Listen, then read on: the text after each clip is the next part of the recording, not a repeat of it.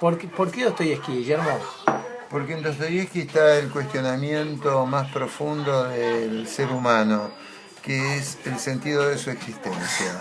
Es si Dios existe o no existe, se puede vivir o no sin una fe, se puede vivir o no avanzando en la historia, como decía Nietzsche, la historia avanza sobre cadáveres, si no hay algo más, algo más de lo que no se puede hablar. Y si uno no tiene las palabras, a lo mejor es mejor callar, como decía Wittgenstein, ¿no? Pero yo creo que Dostoyevsky es porque plantea un desgarramiento entre el hombre y la razón de su existencia. Y si la razón tiene que ver con la fe, y la fe no tiene que ver con la razón, tiene que ver con una cuestión del instinto y tiene que ver con una cuestión de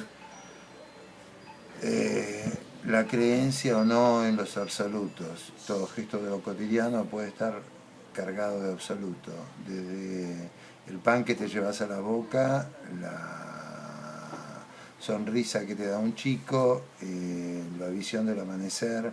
Entonces, si agradeces a Dios o no agradeces a Dios, si agradeces o no a esta maravilla que es la existencia, no tenemos otra verdad que la vida.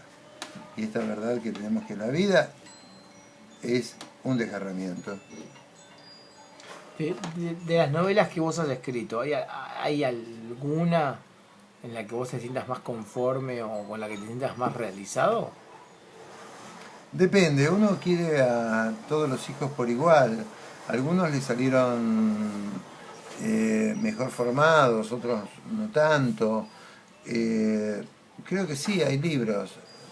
Bajo Bandera, por ejemplo, para mí significó un hito porque Antonio Dalmaceto me dijo una vez que si un libro se podía convertir en causa era lo mejor que le podía pasar y Bajo Bandera pudo aportar su, su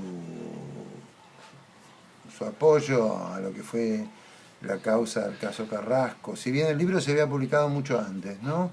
Pero aportó a la anulación del servicio militar obligatorio, una institución represiva, jodida, que tenía que ver con la colonización de este país.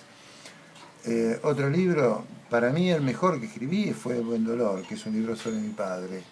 Eh, Creo que tal vez ese fue el libro más logrado en términos no solo de lo que quería decir, sino de cómo quería decirlo. Tal vez es muy elíptico, pero creo que es el libro donde pude decirlo mejor.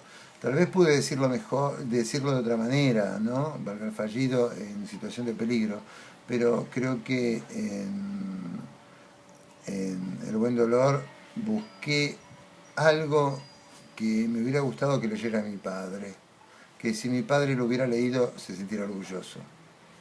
¿Hay dos novelas o tres novelas que os podrías recomendar para que alguien, para un lector común, no necesariamente un escritor, pudiese leer?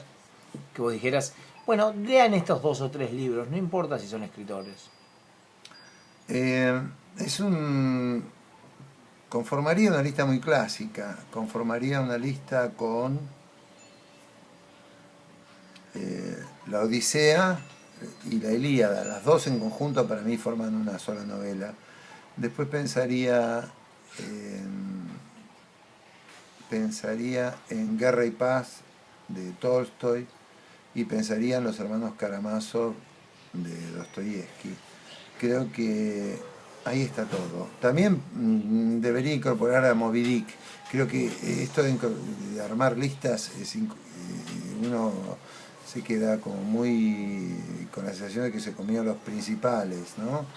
Pero seguiría por este lado. Homero por un lado, Dostoyevsky por el otro, Tolstoy por el otro y Melville porque Moby Dick es una novela que no es un tratado de pesca de ballenas, va más allá.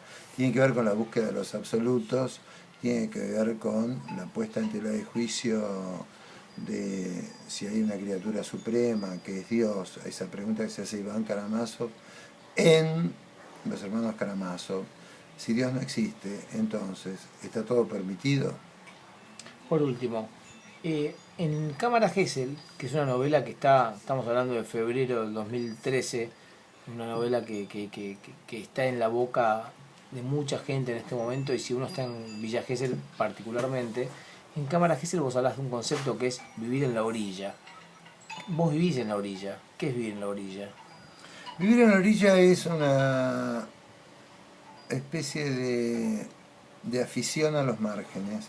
A mí me interesan mucho más los márgenes que las centralidades.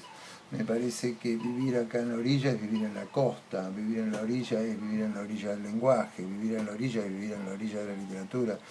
Elegir la periferia y el suburbio de aquello que está como, te diría, establecido por los circuitos de prestigio.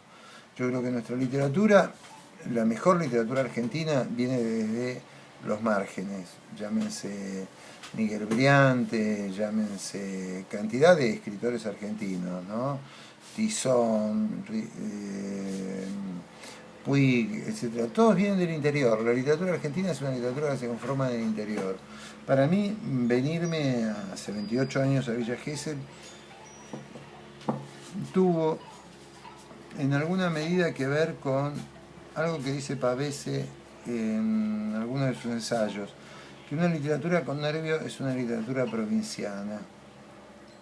Acá, en un lugar de provincia, más allá de que este sea un lugar turístico durante 2 meses al año, tiene grandes connotaciones de provincia y grandes connotaciones de provincia que son barriales.